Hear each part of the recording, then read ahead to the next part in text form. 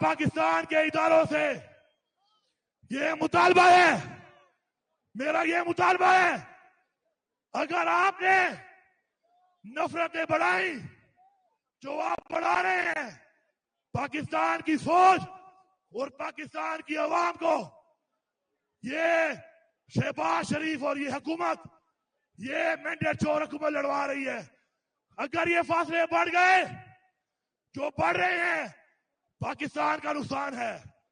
ہمارا لیڈر عمران خان کہتا ہے میں پاکستان کے لیے تیار ہوں، ہم بھی تیار ہیں، اگر تم بات چیت کے لیے تیار نہیں ہو تو یاد رکھو پھر جواب دینا ہمیں بھی آتا ہے۔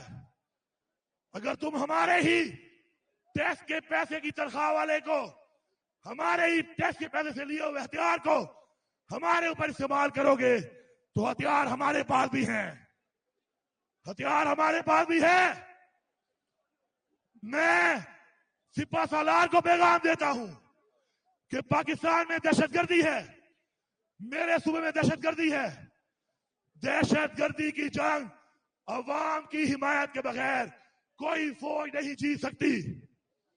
ہم نے یہ جنگ جیتنی ہے، ہمیں ایک ہونا پڑے گا۔